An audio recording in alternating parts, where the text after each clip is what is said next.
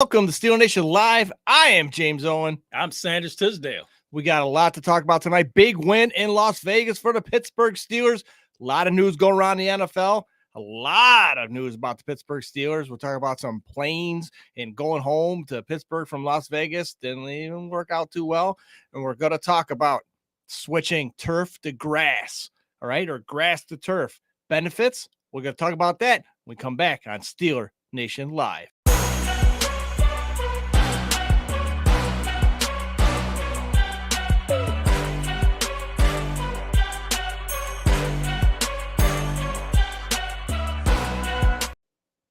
Hey guys, like he said, welcome back. Steeler Nation Live. A lot to talk about. Steelers, a huge win versus the Raiders in Vegas. Everybody was out there, but you know what? Who was out there, James? A lot of Steeler fans, baby. A lot of Steeler fans. You would say maybe 70 to 30, maybe 60-40. And when you watch TV and you're looking around the crowd, if you're not a football fan and you decided to turn on the game last night, you probably would have thought that the Pittsburgh Steelers were in Pittsburgh. However, we travel well, one of the best fan bases in all of sports. And, prove me wrong. Call about anything, call our show at 585-210-3917. It's 585-210-3917. Sanders, a great win on the road for the Pittsburgh Steelers. Starting off not too good, steadily improving. And, the wins aren't like great wins per se, but a win is great, I guess, if how you look at it. But what I like, steady movement. And the only bad thing about that is the Pittsburgh Steelers doing good on offense is looks like Matt Canada is going to be around for a little while longer. And a lot of people are disappointed, even to the fact people have mentioned to me that maybe he is not calling the plays. Maybe Tomlin or the quarterback's coach is calling the plays. I mean, there wasn't too much of a drastic change from the way the Pittsburgh Steelers started 1-2, and the game the other night in Vegas that showed like the Pittsburgh Steelers offense started getting something going. Yeah, that's a great thing to wonder about.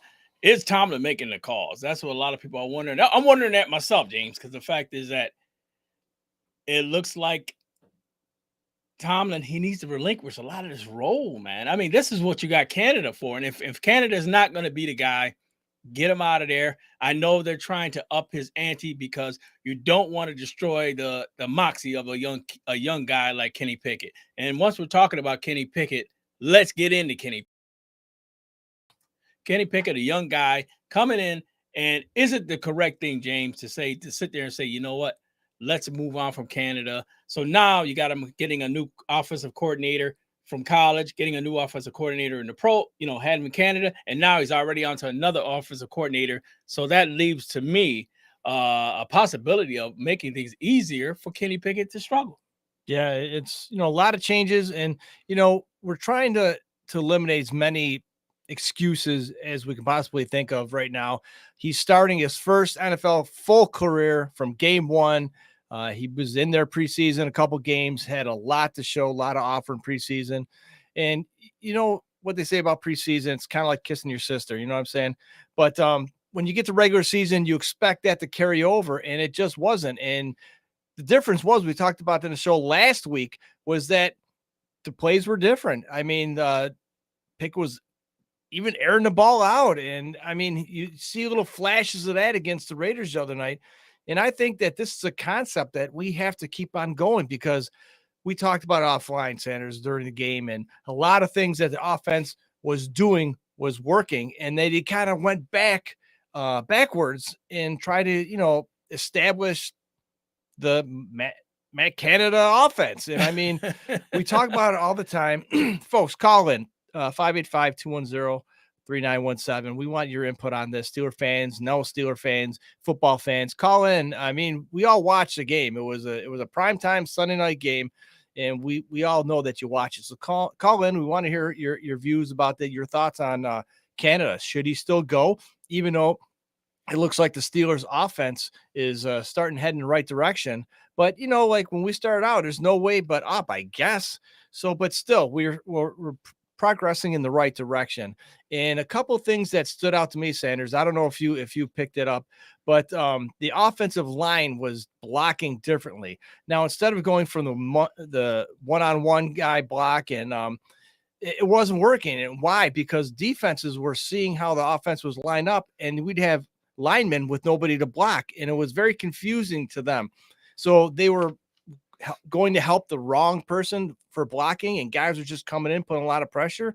But what I saw was a lot of double teams on defenders and, pushing that line back and giving some holes for Najee and Jalen Warren just to bust through. So kudos to the offensive line. Just like last season, we start off flat in their feet and progress slowly late in the year. We went 6-2 late in the year, and it was, too late for nothing.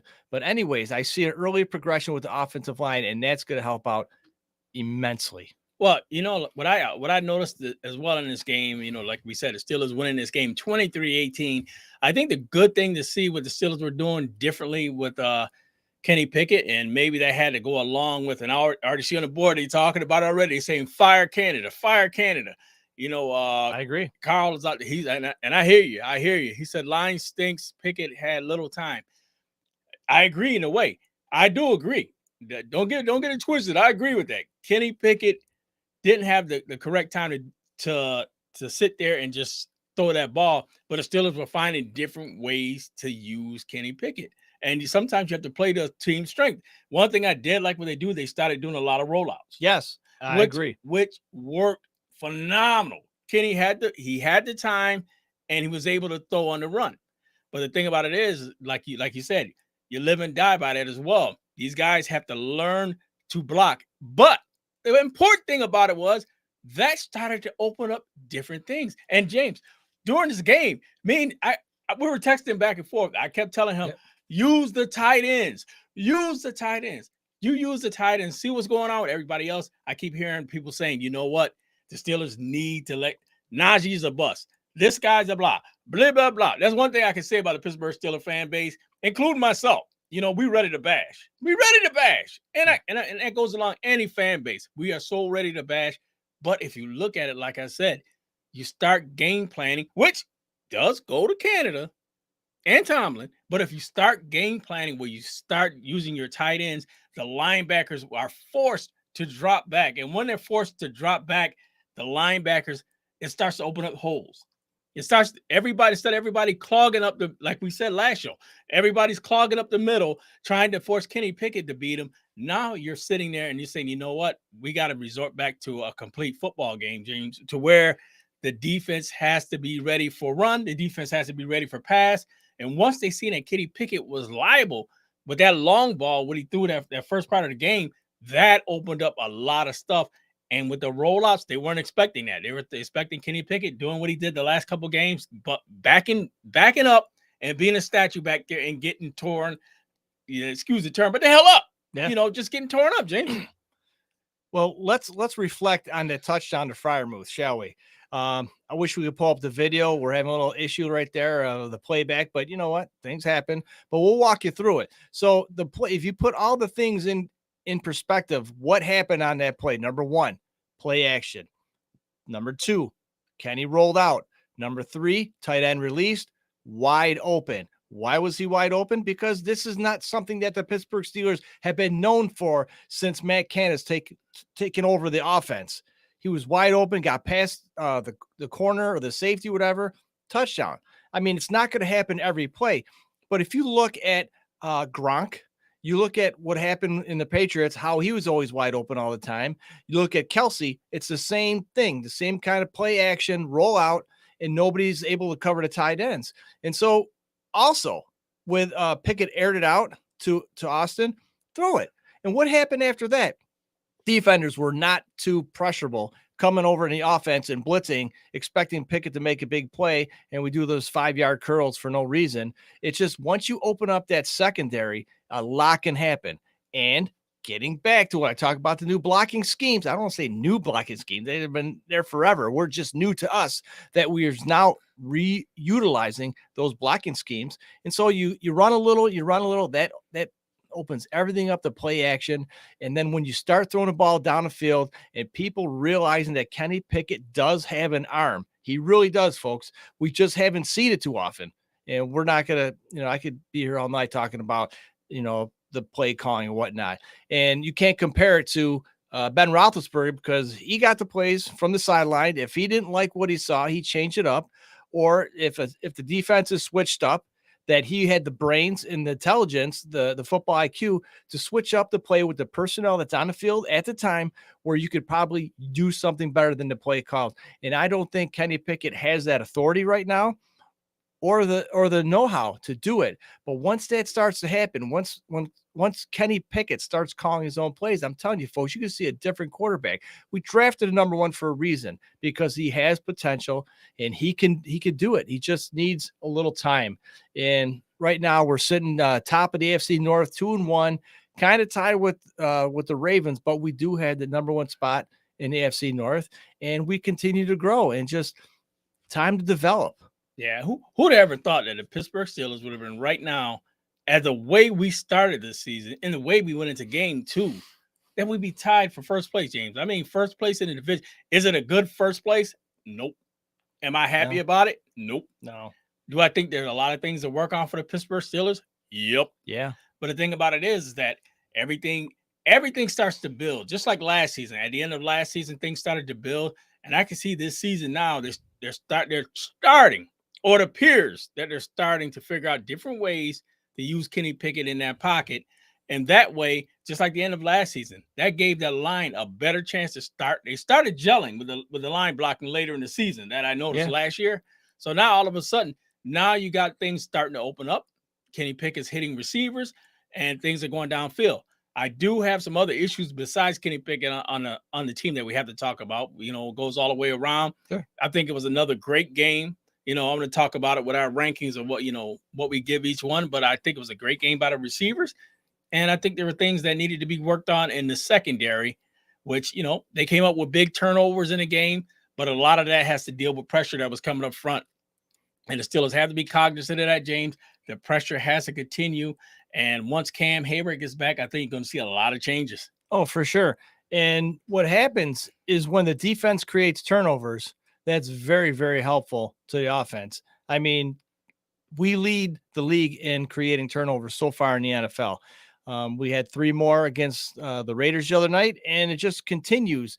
As long as we stay healthy, knock on wood, folks, I think we're going to see a whole different defense.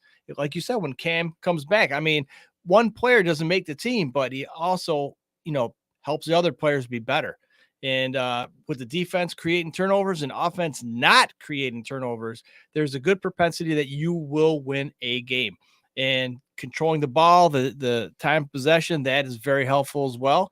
When you have your offense out there, their offense isn't out there. And especially when you play a weak defensive team like the Raiders, who I don't think have created a turnover so far this year. I know it's 3 games, but still, you want to have a couple. And that says a lot, because if you have an offense that is not creating plays and doing 3 and outs, I mean, it kind of looked like the Raiders kind of look like the Steelers. Yeah. Their offense, Yeah. slow and sloppy and not, creating anything on offense and throwing the ball away. I mean, Garoppolo had 3 interceptions, 2 to Levi Wallace, the end of the game, which it didn't look like. I don't know. Maybe I'm wrong, but watching that last play or the last series, it didn't look like the Raiders really were into it too much. I mean, that horrible interception. I think it was the first interception was even worse at the Peterson. I mean, you look back and you're like, what was he doing? I mean, he wasn't trying to throw the ball away. It just seemed like, I mean, was he hurt, concussed? I just don't understand. It just, to me personally, it didn't look like they were giving any effort out there. Well, I don't know. We all know. We all watched Garoppolo. He's got this tendency to where he looks phenomenal at times, and then he'll go right back in the tank to where you don't see him for another 2 games or so. And right now, he's going to be doing that with the Raiders, which to me is a less undermanned team than when he was with the 49ers. So now you got less talent to me on the team. You got a nice receiver. Don't get me wrong, Adams. That dude's a monster. And granted, now it doesn't help when you're running around in the secondary and everybody's playing zone, which I don't get. But the thing about the Steelers have to find ways to figure out who's going to be your corners, who's going to be your starters. And just like Joe Spano put on the board earlier and we'll put up again, should we start Warren? No, absolutely not. Absolutely not. And I'll tell you why. Because he's not the starting running back. He's not. And it's just like if you have a quarterback, your second string quarterback is playing because your first string is hurt or whatever. I don't care how great you're doing. Okay. Your role is what your role is. When you get in there to do your role, you utilize that time well and excuse me, and the best that you possibly can. If you want to break confidence in a team, that's what you do. And it's not going to get anywhere. Then you're going to put all the pressure on Jaylen Warren. And now what? Now you have two broken running backs. All right. So it's football is 90% physical. The other half is mental. So when you get in somebody's head, and that could adjust your whole season right there. But in certain situations, you're going to have different styles of running back, different plays. And people, I don't think they're looking at that precisely because you're a 1-2 running back, and then you're just a third down back that you can catch out of the backfield. That's your purpose. Because if you're in there to block, Najee can't block. And you're like Jaylen Warren, he can block and he can take the swing pass and he can run. And he could, after the first hit, he can get yards after the catch. Najee's a different animal. We got him because he is a power horse. He's strong. He throws people all over the place. He has got to get back to that mentality. I don't know why he's not doing that, but no, absolutely not. Najee's the guy, and we just have to open some more holes for him, and he's just got to get a little better on the ground. But no, Jaylen Warren is there for a reason, and he's doing what he's supposed to be doing. Yeah, I mean, I agree with you totally. Well said, and I agree. And the problem that I have with that is that Najee, I believe I'm a Najee fan. I think Najee should be the starter, and the reason I think he should be the starter is because Najee is just what the old Steeler back.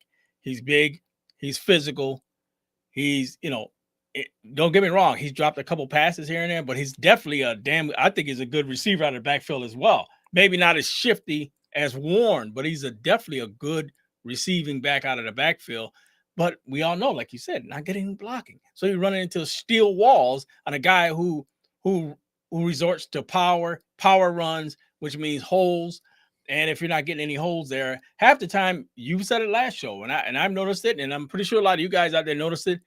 Najee's he's having to make moves before he even gets to the line of scrimmage. Correct. And it's crazy. It's crazy to see. I don't know if you picked up on it, but I picked up on it against the Raiders that Najee is turning into kind of like a Le'Veon Bell-esque kind of running back. You noticed that, huh? Yeah.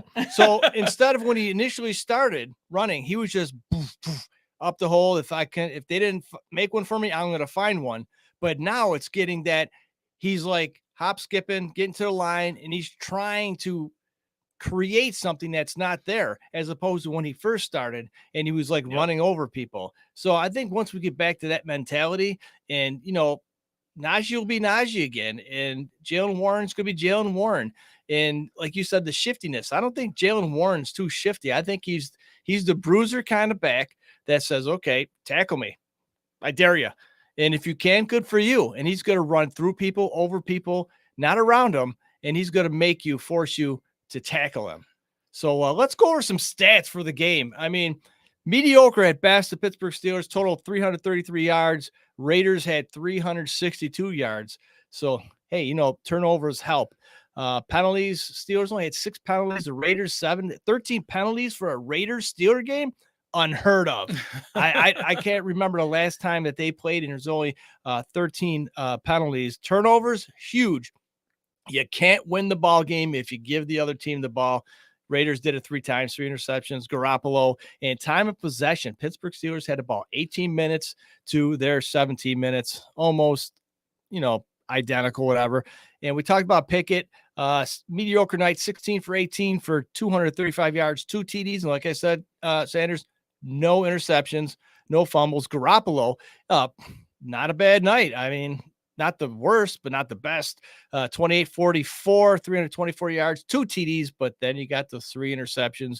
And if you look at the Raiders offensively on paper, you got Garoppolo, who's a seasoned veteran. You got 2 of the best wide receivers in the NFL. You got Jacoby Myers, and you got Devontae Adams, and you have Josh Jacobs in the backfield. And you know what, folks? The Raiders are not doing good. And I just have a little on tangent right here, but the Raiders are not doing good because their running game. What's going on with Josh Jacobs? When you look last year or the year before, Josh Jacobs was running all over the place, which, hand in hand helps with the throwing the ball. You got to bring the guys up, and now you're going to man coverage, maybe, zone, 2 zone, or cover 2, cover 4, and that opens up a lot. But without that running game, now the Raiders offense is like looking, oh boy. And even that, let's look at Devontae Adams, 13 for 172 yards and 2 TDs. Thank you, Devontae, because I had him on my fantasy team. And Jacoby Myers, same thing. He had 7 catches for 85 yards. Thank you, Jacoby. I mean, you helped me win my fantasy team. But Pickens, 4 catches for 75 yards. Najee, not a stellar night, but he's improving. 19 carries for 65 yards. And Calvin Austin, 2 catches, 72 yards, 1 TD. And we got to give him that one 70-yard touchdown bomb. No, actually, I think it was 72 yards, and the other catch was behind the line of scrimmage. But talking about Calvin Austin III. Oh, yeah. 2 years ago on our draft, we selected him. Steelers selected him.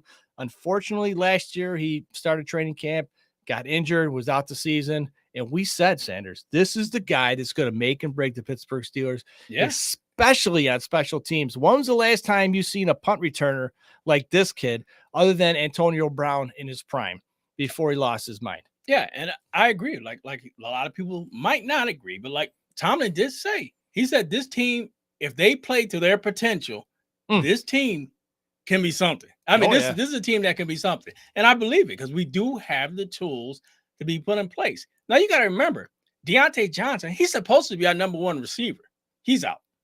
You got Cam Hayward. Cam Hayward's supposed to be our best defensive lineman coming up through the, to tackle. He's out.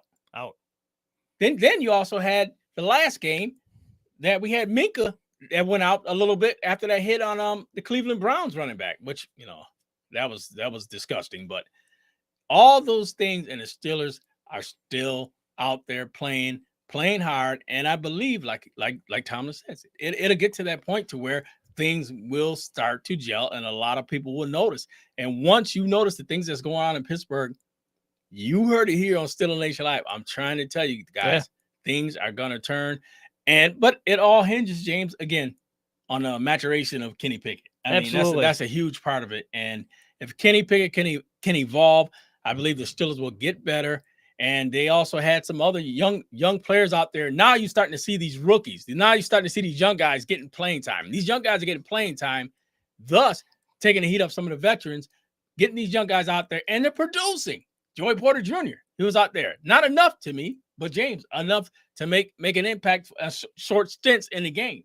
So I believe the Steelers are on that cusp of trying to do the things that we've been talking about here on Stellar Nation Live and some other outlets out there. Absolutely. Folks, call in 585-210-3917. We see you out there. Don't be shy.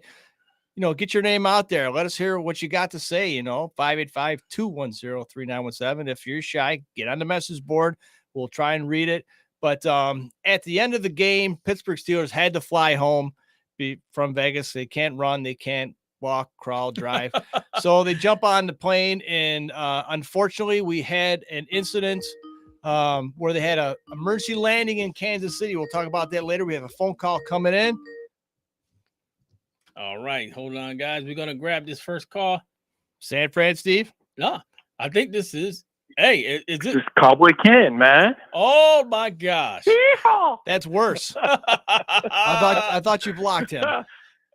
Hey, so this is my brother from another mother. Besides my boy sitting next to me, he is a cowboy lover, and he's had a rough week. So. Well, here's the deal. That's great. I'm glad you called because that's going to open up into our next segment. Really quick, the Pittsburgh Steelers made it safely. Kansas City had to jump on another charter plane, made it safely to Pittsburgh. And I heard that Cam Hayward was the jokester on there. He made a few jokes about the reason why it happened because of Minka. They all blame Minka for it because he got that bogus roughing the quarterback late in the game. But they made it home safe, folks, and that's it. And the next topic we're going to open up, what was worse for the teams in the NFL? Was it the Cowboys losing, or was it the Broncos getting totally destroyed? And, you know, we have a Cowboy fan on here. Let's see what happened. I'm going to say this. Uh-oh. You know you're great. You know that your team is the greatest of the elite when you hear more in the news about you losing than somebody getting blowed out by 70-something. That's all I'm saying. Disagree. That's all I got to say. I disagree. I disagree because Pittsburgh lost a couple games and we really didn't hear anything. It's just there's a lot of haters out there. Any news is good news. Anytime you're in the press is good.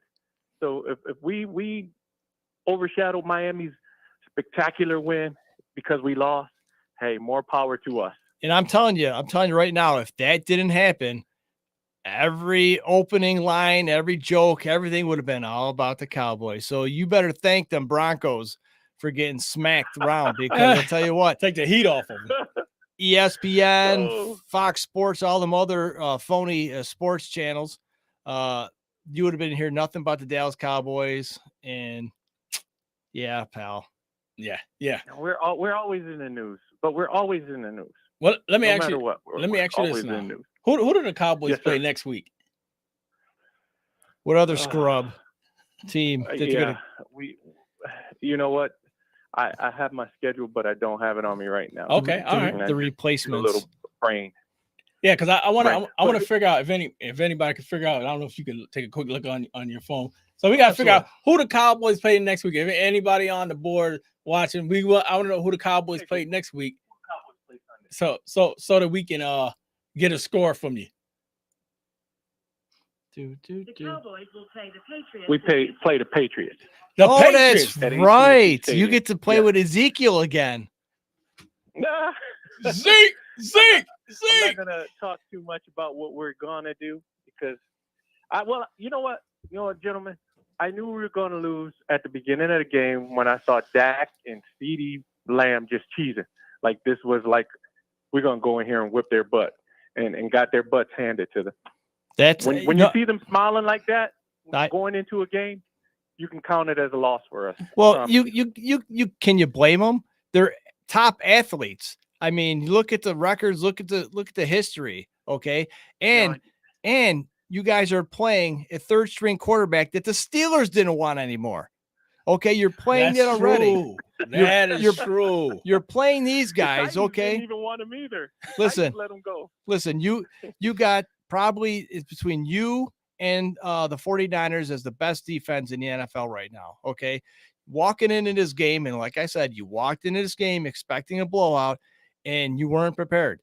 I mean, if you're a Cowboy fan out there, don't be worried about this. You guys will get your stuff together, and we just like teasing you guys because every time you lose, that's fantastic. I mean, a Cowboys loss, a no-brainer lose. A Cowboys loss is better than a Steeler win. See, that's what I'm saying. We have that marketability in the news for whatever. It's a good thing. And before you go, could you give us a score on your game next week so I can write this down, Sanders. Write this down. I might be a little afraid to do that this week. Come on, you're playing the Patriots. Come on. No, I'm gonna. You know what? I think after we have a no-brainer loss like this, we always come back with a vengeance. So I really think we're gonna demolish the Patriots. Okay. Patriots are gonna feel the wrath, and it might be this week and next week, but it's gonna be one of these weeks where we're gonna come back and just whoever we play is just gonna be, it's gonna be pretty bad for them. All right, give me some numbers. What Cowboys? All what? Right. Y'all like that Miami game, right? I don't think. Oh, you went from Dallas to delusional. I don't know how that happened, but well, I'm just gonna put it. I think we'll be in the 40s. At least in the 40s. I'm putting that down to maybe 14. All 14. Right. My advice to you is do not get behind the wheel of a car tonight, sir. Obviously, somebody's been partaking in adult beverages. But all right, we respect it. I'm telling you, it might be another Miami repeat this week. I'm telling you. All right, one more And then question. Miami won't even be in the news anymore. One more question before we got to let you go because our phone board is lighting up right now. How many yards is Elliott going to run over you guys? How many yards? Let's get a prediction here. Negative. Wow. I'm writing it down too. Just write it down. Write it down. That's where Negative. I'm going. Negative. Elliott might. Remember when DeMarco left us? Yeah. He was what? Negative 26. Wow. Yeah, Something like that. That was one game. You're right. Okay. All right. I put on Elliott minus. So let's see. Okay. Yeah. Let's see how That's that more. works. That's more believable than your 40s. But you know what? Who knows? Oh, I'm coming back. I'm coming back because we're getting over 40 points. All right. We're gonna demolish them this week. Okay. But thank you, gentlemen. You're doing. A You great got job. it. I Thanks love for the calling show. in. All right, my man. brother. Go All right. Cowboys. Oh, jeez. I tell you.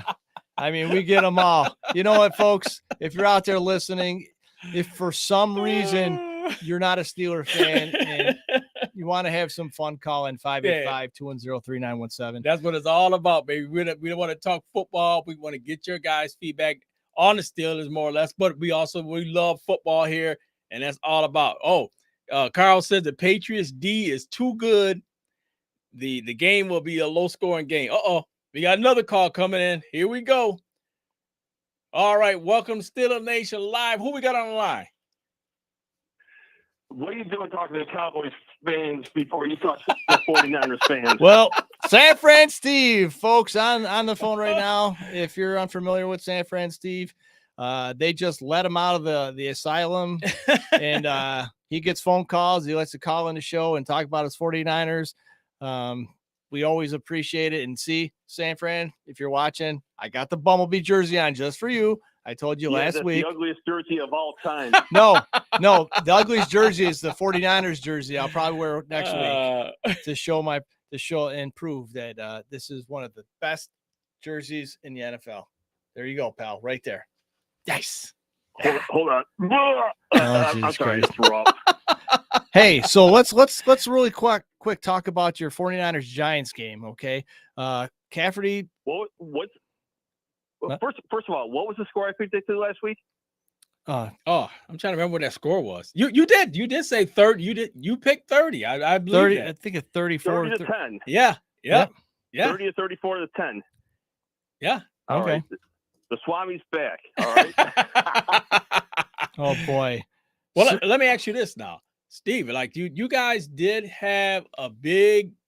You didn't easily win that game in the first half. I mean, it kind of was like tight. in the balance to where I thought the Giants might have had a chance if they had a quarterback to pull it out. Ooh. Well, I think you're right. Yeah. I just think with them not having a running game with Saquon Barkley on the ground, that's why I kind of predicted that they're going to have to rely on something else. And Daniel Jones right now is not the answer without a running lane. No. And no, I'm not saying that my quarterback is great because it was these dump and goes, but it's just like once he started getting the lead, they were able to open it up a little bit. But McCaffrey was on his game. Debo was on his game, and so it kind of helped a little bit. And like I said, next week we'll see this week we'll see what happens when we play the Cardinals, who just beat the Cowboys. We won't rub that in too much. Oh, you can rub the Cowboys fans. Rub it in all you want. We don't care here.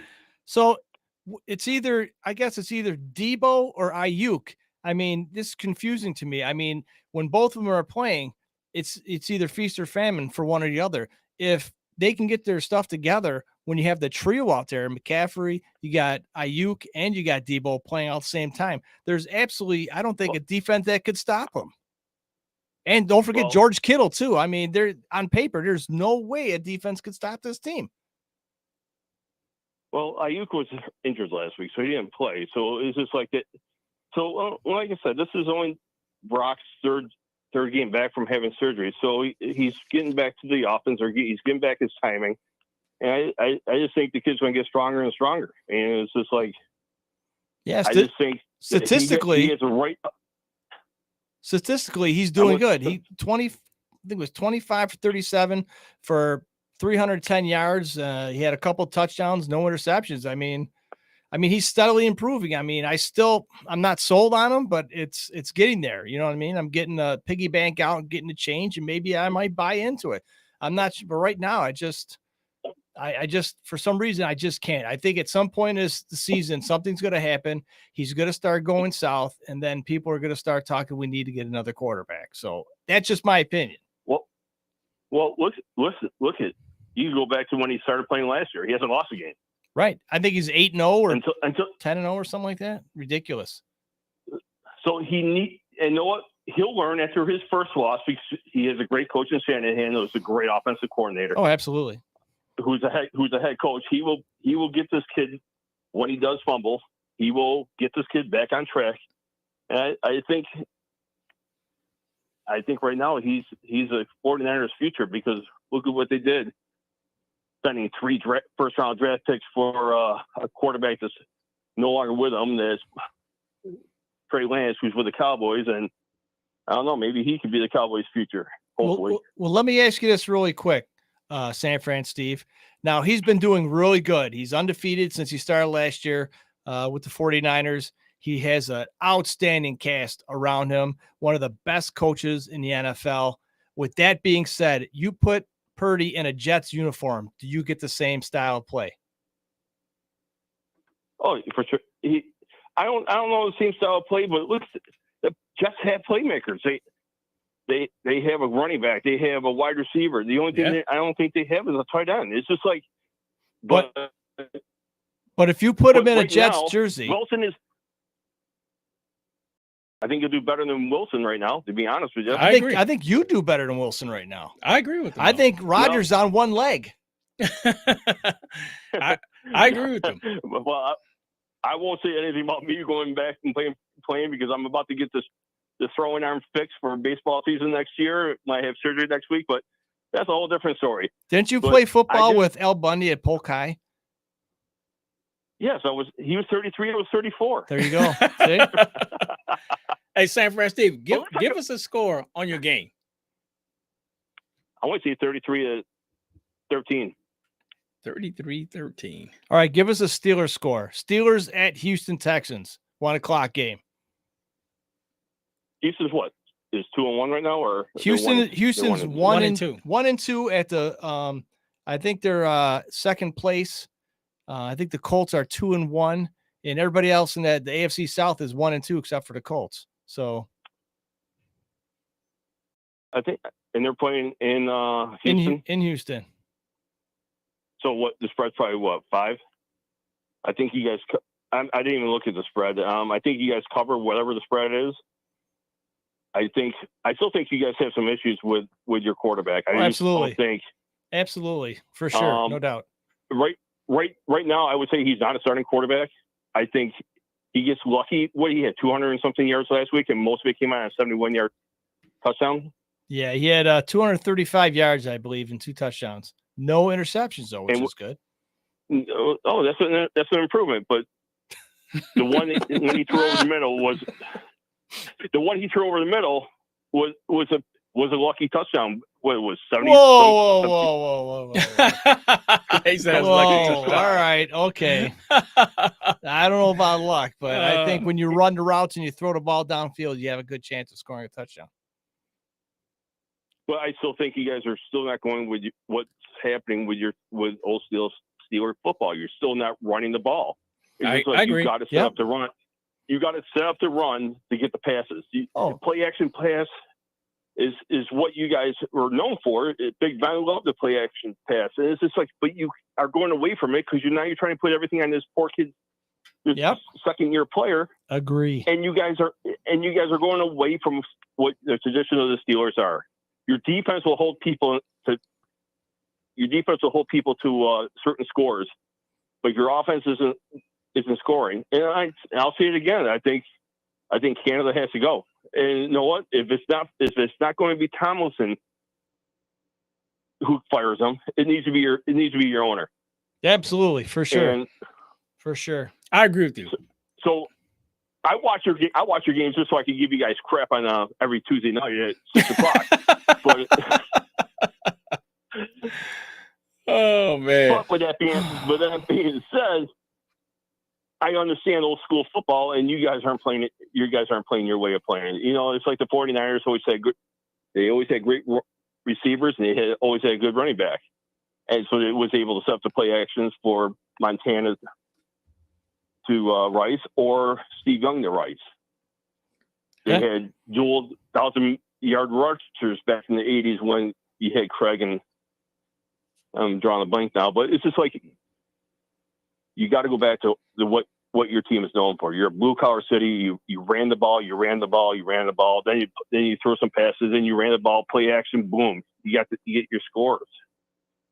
All right, we have to cut you off, San Fran. We got another call coming in. Appreciate you calling. Oh yeah, and we will hope to hear from you next week here on Steel Nation Live. All right, that's it, brother. That's what I'm talking about. We had another call coming in, so actually we're gonna try to get back to that call in a little bit. Hopefully that'll come back in. And you know what? Yep. Like I said, good valid points there. San Fran, Steve, like I said, these guys call in, you know what? And they call from different, they're like different teams. Oh, here we go with our call coming in. So we're gonna grab that right now. And we got it coming in here right now. Jeff Reed. And it looks like our boy Jeff Reed. Jeff, what is going on, brother? Man, what's going on, guys? How you doing? Jeff Reed, 2-time Super Bowl champion and also a part of Steel Nation Live. Folks out there, we all know who Jeff Reed is, one of the greatest football kickers in NFL history, part of Steel Nation Live. I had an opportunity of hanging with Jeff last weekend. He was doing a little gig at Primati Brothers in Cranberry, Pennsylvania.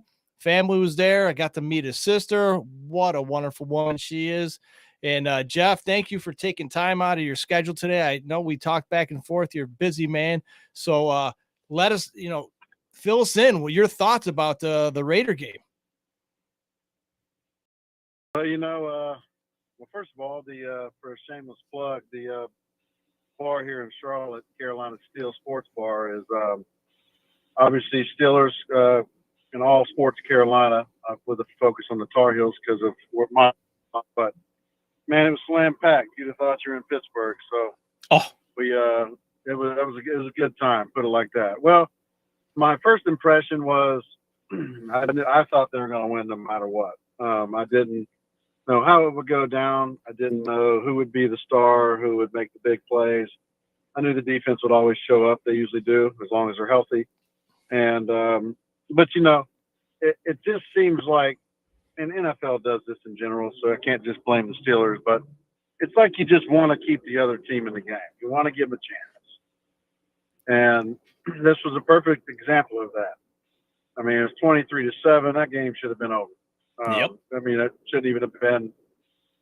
I'm not saying blowout style like the Dolphins game was, but it was over. And then they give them chance after chance, and some of the play calls are a little suspect, and some penalties that maybe weren't penalties were called, and but in a situation like that, I know that you kind of got robbed on a couple calls, but I don't understand coaches thinking, and I'm not blaming a coach in general. I'm talking about NFL is like this. Like, instead of just putting teams away and making them pretty much give up, you just punt the ball back and forth, or you go on a 15 play drive and the game's over. It's just like you want to give them a chance for ratings or something. Is how it looks. And it does. I played the game for 9 years, and I now that as a fan, as a person watching the games, it's like this is probably what people thought when I was playing. I didn't think anything of it because we would be way ahead, or we'd have miss opportunity after opportunity and win 13-10 or be up by 3 touchdowns and win by 3. And it's just like, that's unnecessary pressure for me. It's unnecessary pressure for the fans. But it is all 60 minutes. So the game was good. Obviously the crowd was predominantly Steelers, which was good to see as usual though. But the Raiders are not a bad team. I will say that. I'm not a fan of their coach, but they're not a bad team. They have some playmakers. And the Steelers won a game on the road and, put themselves, after a shaky start, in the driver's seat. And I know it's very early, but your goal in the first 4 games is to be 2-2. And I know that's obviously you want to be 4-0, but 2-2, you start to build an identity. Knows what kind of team you are and how you're going to be. Hence why Joe Burrow played last night, because he said, my cap is not as important as my team winning a game. Yeah. And, so my opinion was great. I thought it was their most well-rounded game. There were some big plays on offense that you didn't see in the first 2 games. Defense did their thing. Yeah. So, what can you attribute to the offense? I mean, like you said, it's no big jump, but it's a step in the right direction. What can you attribute to the offense kind of, heading in the right direction? Now, me and Sanders, we talked about, different blocking schemes from the offensive line. We also talked about utilizing play action. It worked well, and rolling out to Freiermuth, who was wide open, and just airing the ball out. I mean, do you think you're going to see more of that with the Pittsburgh Steelers offense? Or are we going to get back to being pissed at Canada, and he's going to go back to the same old jet sweep bull crap and all the plays that the predictability that we've been seeing in early in the season? Yeah, I mean, obviously we've privately said some funny things to each other and laughed about it. But, I'm not a coordinator, and if I was, it'd be special teams. So I can't speak for an offensive coordinator because that's like an offensive coordinator trying to tell me how to kick. So at the same time, I will say that it just seems, watching the game, as if there's like 12 total plays for Pickett. And that's what it seems like. I mean, there could be 50. And maybe I just don't know all the formations and how to interpret every play. But, I mean, you got it. They seem simple. He's always rolling out. And when he does sit in the pocket, as you saw in the Raiders game, he can throw darts. He can throw great passes. He made plays. But I don't know if they don't trust him. I don't know if they don't trust the offensive line. I don't know what the deal is. But, if you run the ball in the first 2 plays, don't get a first down, guess what? You're going to pass. I mean, that's just, unless it's 3rd and inches or 3rd and 1 or 2. It's just the way it is. And these teams you go against and are eventually going to figure you out. I mean, you don't want your quarterback getting smashed. You don't want him getting hit. I mean, the more hits your quarterback takes, the less chance he has an opportunity to play. And if you continue to switch quarterbacks, whether it's an injury or concussion protocol or because he's not doing well, then you have no unity on your offense or your team, really, because your quarterback is a leader. I think Kenny's fine. I think he's a good quarterback. He also has 2 great backups. I know some people may be down on those 2 guys, but Mitch and Mason can play. They've been in starting roles in numerous levels of football, and so they're lucky to have that. Because most teams, when their star quarterback goes down, they're done. Right. That's not the case for Pittsburgh. However, just me watching the games, I sit there with my dad, and I'm like, why are they not using the tight end? Oh, I don't know what to play to call it. But when I played, Mark Bruner and Heath Miller got that damn ball all the time. It doesn't matter if it's 3 yards because they're going to get 7. It doesn't matter. I mean, it could be wide open touchdown for 30. Like, you have a dude that's 6'8", 6'9", whatever he is, out of Georgia. Yep. I've never seen him do anything besides block. Well, you have Freiermuth, who is like a Kelsey. He's like a Kittle. You got him, and you don't use him. And when you do, he's about 95% on the money. So I just that to me is what drives me nuts as a person watching the game. And if you utilize him, I mean, yes, you have great receivers, but if you use your tight end more than just a block for a run where somebody runs into your back and falls, then it's going to start opening up the field, not only for big play wide receivers, but for the running game. Agreed. Like, I don't know the stats because I don't pay attention enough, but I'd say Freiermuth may have 5 catches in 3 games. That's just absurd. And not one attempt to Darnell Washington. And anybody that's athletic and 6'9" could be at least a target 5 times a game. I agree. At least when you're down to red zone for jump balls or something. But not one attempt to him so far this season. And teams know that. they could leave him wide open and they know that he's not going to throw it to him, which is ridiculous. So, Jeff, a couple things. We'll let you go because we know how busy you are. A couple things. Number one, we're playing in Houston next week. Give us a score. Well, if the Jaguars wouldn't have ruined my mentality, I would have said the Steelers are going to come back 3-1. However, I watched the Jaguars, and I think they're a pretty solid team personally, and they got run off the field by that team. Yep. So that was unexpected. Yeah, because I picked up their know. defense in fantasy. Yeah, I mean, you can't turn the ball over. That's number one. Nope. But number two, I mean, Stroud looked like he was not a rookie. Maybe that was Jacksonville not getting to him, but he looked great. They had some playmakers, and they look like they're actually having fun out there and playing hard. So it's not going to be the game that everyone thinks the Steelers are going to easily come back with a win. Now, they can win, absolutely. I think because, half the stadium is going to be full of black and yellow again. Yep. That's going to be a positive. I do think since the good thing is the Steelers snuck by the Raiders, even though they should have put them away. And the Houston Texans are feeling really good about themselves. So that being said, I give the Steelers the advantage, but I would say no more than a 4-point win. I don't know an exact score. It'll probably be fairly low scoring, depending on the turnovers, of course. But the way the Steelers play football, they run a lot of clock and they play great defense. So I'll say 17-13, just a random score, but a 4-point win. Okay, I like that. And one more thing before you go, Jeff. Let's hear that plug one more time. Yes. And every time we come on, it's all you. It's free advertising. Whatever you want to say about that establishment, let the people out there know what's going on. We love to hear it. Yeah, so I'm the face of a sports bar in Charlotte, North Carolina, and I have two partners with me. Because I certainly am learning on the fly.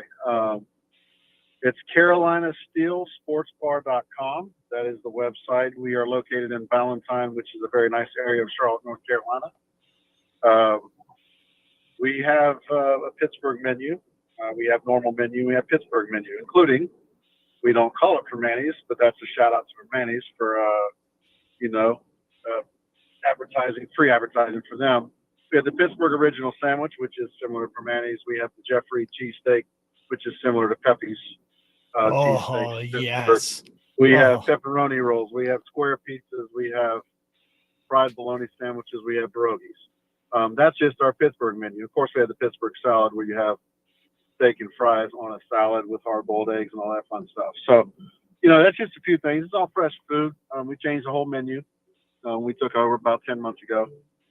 Obviously, see a lot of potential in it, but it's a tough business. But we would love anyone, no matter where you're coming from in this world, especially this country, if you're in the area of Charlotte, North Carolina, please stop in. Nice. It's CarolinaSteelSportsBar.com. Beautiful. All right, folks at home, if you're just tuning in, this was Jeff Reed, two-time Super Bowl champion of Pittsburgh Steelers and part of Steel Nation Live. We love you, brother. You're the best. We appreciate you taking the time, and I'm sure our fans appreciate you as well, Jeff. We'll talk to you next week on Steel Nation Live. Sounds good. Appreciate you guys, man. Have a good night. All right, you too, brother. Wow, Jeff Reed, man. Once again, That's what I'm saying. You know what? We had guys calling in, showing love for, talking about the game, showing love for their teams. I'm all with it. It's all here on Steel Nation Live. Yeah, we got less than 6 minutes left to go. We got a couple topics left, really, really quick. All right, turf or grass? I mean, this is the topic right now that's talking, because teams want to go back to the actual grass because they believe that all these injuries are occurring because of the turf. And it seems to me that I think it's true. And what's happening when the World Cup comes to town across the pond, there's going to be a bunch of stadiums that are NFL stadiums that are going to be hosting these games. And what's going to happen? They're going to have to switch over to grass. I have just a couple lists right here that unofficially, the stadiums are going to switch to grass. Now, the question is, I have to still investigate this. Once they switch over to grass, are they going to switch back to turf? I don't think so, and I'll tell you why in a second. So we're looking at Mercedes-Benz Stadium in Atlanta. That's going to be a host to a World Cup game. Gillette Stadium, Foxborough, Massachusetts, home of the Patriots.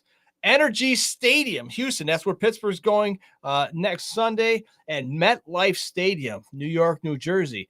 Now, Sanders, how much do you think it costs to switch from turf to grass? Give me a figure. Well, I told you my guess was like $2 to $3 million.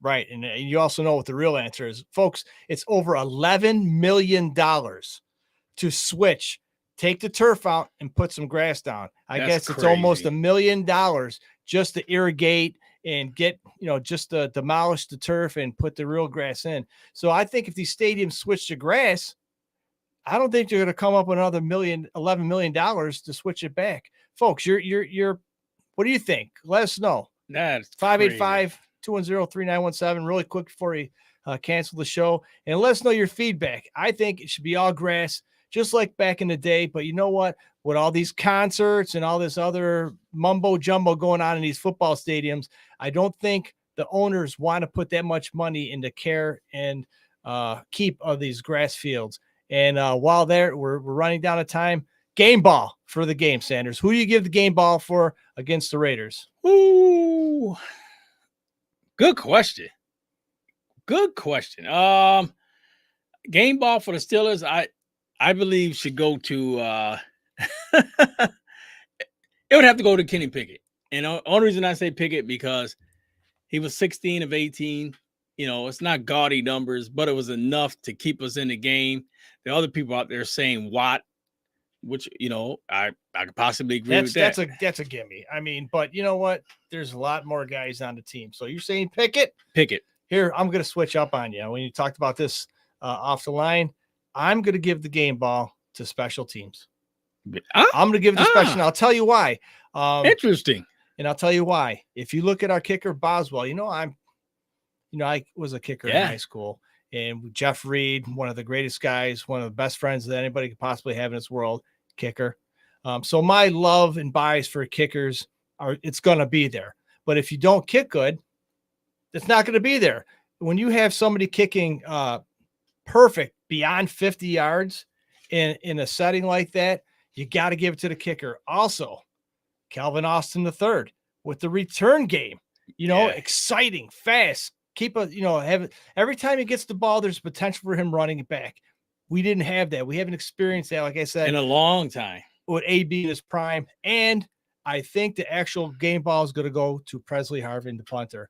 I mean, field position is everything. And he had the Raiders inside the 10. I can't tell you how many times. He had one bad punt. Yeah. But still, overall, I think the game ball goes to Presley Harvin, punter of the Pittsburgh Steelers. And Pickett, I was on the fence with Pickett, but the more I thought about it, special teams, and it's very rare I think that's what kept the Raiders out of the game and kept us in the game. So I agree 100%. Percy's actually showing that he's starting to progress, which is good. He had a lot of things he was going through, a lot of things last year, family problems, deaths in the family, I should say, not problems really, but deaths in the family. And this young man is showing that he can step up, and he's starting to. He's starting to hit some booming kicks. Yeah, I think he had a 7-yard at one point. Yep. I mean, he's a 7th-round pick. We drafted him a couple of years ago, and he's coming around. And we didn't have Gunnar Olszewski out there, thank God. Oh, that guy, man. You know what? I don't want to end the show on a note like that. So Pittsburgh Steelers. We need to score for the game. Yes, we do. Pittsburgh Steelers on the road next week in Houston. I'm gonna go with Jeff, and I'm gonna say like the same thing. It's gonna be closer than we predicted. I say 23-17 Steelers win in Houston. It's gonna be like in the trenches dogfight kind of thing, and it's gonna be a turnover battle. And I think we're gonna create more turnovers than them, and it's gonna get us a victory. 23-17 Pittsburgh win in Houston next week. 1:00, folks. 1:00. And I'll say, you know what? I like that. I'm gonna say 23 to 14 type game. And I believe the Steelers, if they keep pressure on this young guy, they could come out victorious in this game. And that's the key. the pressure, especially up the middle with this young rookie who they got. Bennett, not Bennett, or I forgot what his name was. I'm sorry, and it escapes me. But the pressure he brought up the middle, pressure causes Keanu problems. Benton from Wisconsin. Yes, you got it right. Yep. And they held him pretty much the whole night, too. Right. But the pressure he was bringing up the middle, it always causes problems. And he got a sack, I believe, that night. He sure did. So if they continue this, things will go well. And I can see the Steelers actually advancing and doing well. So I think the Steelers can win it 23-14. And we'll check all our scores next week. But you know what, guys? The main thing here on Steeler Nation Live, we love you guys following us. We love the hits we get from all over, from different outlets.